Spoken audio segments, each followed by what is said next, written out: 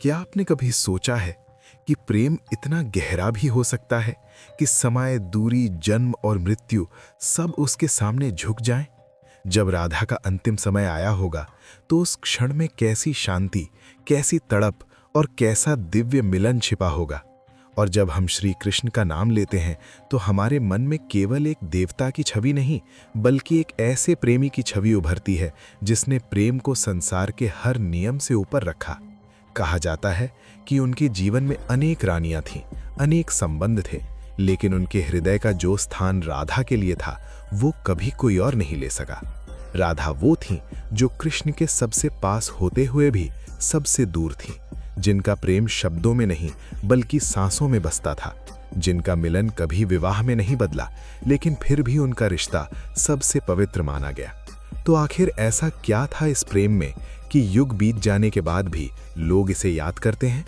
कहते हैं जब महाभारत युद्ध समाप्त हुआ तो गांधारी ने कृष्ण को श्राप दिया कि उनका वंश नष्ट हो जाएगा और उनकी नगरी डूब जाएगी, और वही हुआ। द्वारका समुद्र में समा गई और अंततः कृष्ण ने भी अपना देह त्याग दिया।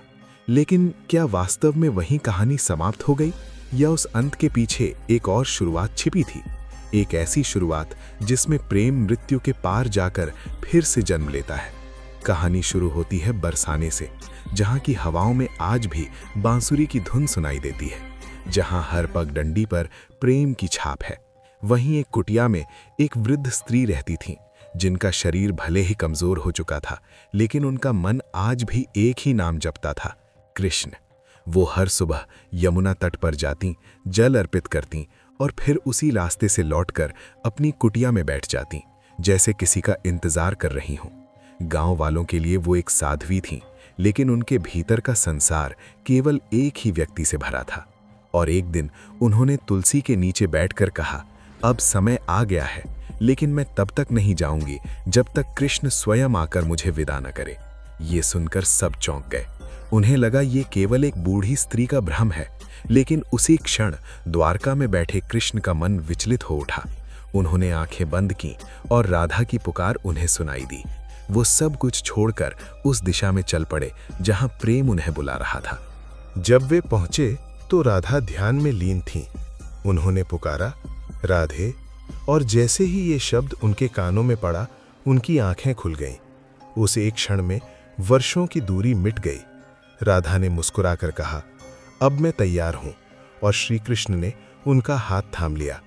धीरे धीरे उनकी सांसें थम गईं और वो शरीर छोड़ गईं। लेकिन उस क्षण कुछ ऐसा हुआ जो संसार के लिए एक रहस्य बन गया। जहां उन्होंने प्राण त्यागे, वहां एक अद्भुत पौधा उगा। लोग उसे राधा वृक्ष कहने लगे। समय बीतता गया, संसार बदलता गया। लोगों के दिलों में प्रेम की जगह स्वार्थ और वासना ने ले ली। और तभी एक छोटे से गांव में एक लड़की का जन्म हुआ, जिसका नाम रखा गया ललिता। वो साधारण नहीं थी, उसे बिना सीखे ही बांसुरी बजानी आती थी। उसकी धुन सुनकर प्रकृति भी झूम उठती थी, जैसे वो किसी पुराने समय की याद हो। उसे अक्सर एक श्याम रंग के पुरुष के सपने आते, जो कुछ नहीं कहते, बस बांसुरी बजाते रहते। और धीरे धीरे उसके भीतर एक सवाल जन्म लेने लगा, प्रेम क्या है? एक दिन एक संत ने उसे देखा और कहा, तुम इस युग की नहीं हो, तुम किसी अधूरी कहानी का हिस्सा हो। तब उसे समझ आया कि उसका जन्म किसी उद्देश्य के लिए हुआ है। उधर एक और स्थान पर एक युवा साधु थे, अनंतानंद, जो लोगों को प्रेम का सच्चा अर्थ समझाते थे। लेकिन उनके भीतर भी एक खालीपन था, जैसे कोई अधूरा संगीत हो। जब ललिता ने अपनी खोज शुरू की तो वो गांव-गांव भटकती रही, हर किसी से पूछती, हर धुन में उस आवाज को ढूंढती। और एक दिन उसने प्रण लिया कि यदि उसे उसका प्रेम नहीं मिला तो वो अपना जीवन समाप्त कर देगी। उसी रात उसकी बांसुरी की धुन हिमालय तक पहुंची और अनंतानंद का ध्यान टूट गया। उन्होंने उस पुकार को पहचान लिया। वो तुरंत निकल पड़े और अंततः वृंदा धाम में दोनों का सामना हुआ। जैसे ही उनकी नजरें मिली, समय ठहर गया, लेकिन तभी एक बाधा आई। कुरंगनाथ नाम का एक साधु, जिसने उनके प्रेम को चुनौती दी। उसने कहा, यदि ये प्रेम सच्चा है तो इसे सिद्ध करना होगा। और उसने एक परीक्षा रखी, आंखों पर पट्टी बांधकर ललिता को अनंतानंद को ढूंढना होगा। बिना देखे, केवल दिल की आवाज से। ये परीक्षा केवल खोज नहीं थी, बल्कि आत्मा की पहचान थी। ललिता ने इसे स्वीकार किया और अपनी आंखों पर पट्टी बांध ली। वो भटकती रही। कई लोगों ने उसे भ्रमित किया, लेकिन उसका दिल हर बार सच्चाई पहचान लेता। अंततः वो उस गुफा तक पहुंची जहां अनंत आनंद ध्यान में थे। उसने उन्हें बिना देखे पहचान लिया, और जब उन्होंने उसकी पट्टी हटाई तो वो क्षण केवल मिलन नहीं था, बल्कि युगों का संयोग था। लेकिन समाज अभी भी उनके सामने खड़ा था। उन्हें राजसभा में जाना पड़ा। वहां उन्होंने प्रेम का अर्थ समझाया कि प्रेम शरीर का नहीं, आत्मा का संबंध है। और अंततः समाज ने उनके प्रेम को स्वीकार किया। उस दिन केवल दो आत्माओं का मिलन नहीं हुआ, बल्कि संसार को यह संदेश मिला कि सच्चा प्रेम कभी समाप्त नहीं होता। वो जन्म लेता है, बिछड़ता है, फिर लौटता है और हमेशा जीवित रहता है। यही राधा और कृष्ण की कहानी है। एक ऐसा प्रेम जिसका ना कोई आरंभ है और ना कोई अंत। और जब उस राजसभा में यह निर्णय हुआ कि प्रेम को किसी नियम, किसी बंधन या किसी समाज की स्वीकृति की आवश्यकता नहीं है, तब वहां उपस्थित हर व्यक्ति के भीतर कुछ बदल चुका था। जैसे किसी ने उनके हृदय पर जमी वर्षों की धूल को साफ कर दिया हो। ललिता और अनंतानंद एक दूसरे के सामने खड़े थे, लेकिन इस बार उनकी आंखों में केवल मिलन की खुशी नहीं थी, बल्कि एक गहरा उत्तरदायित्व भी था। क्योंकि अब उनका प्रेम केवल उनका निजी भाव नहीं रह गया था, वो एक संदेश बन चुका था पूरे संसार के लिए।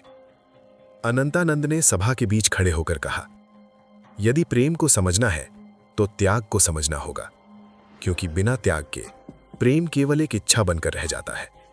और ललिता ने उनकी बात को आगे बढ़ाते हुए कहा, प्रेम वो नहीं जो केवल पानी की चाह रखे, बल्कि वो है जो खुद को मिटाकर भी दूसरे को पूर्ण कर दे। ये सुनकर राजा सहित पूरी सभा स्तब्ध रह गई। ऐसा लग रहा था जैसे वे केवल दो व्यक्ति नहीं, बल्कि स्वयं राधा और श्री कृष्ण उस क्षण फिर से जीवित होकर बोल रहे हों। लेकिन कहानी यहीं समाप्त नहीं होती, क्योंकि हर सत्य की तरह इस प्रेम को भी एक अंतिम परीक्षा से गुजरना था।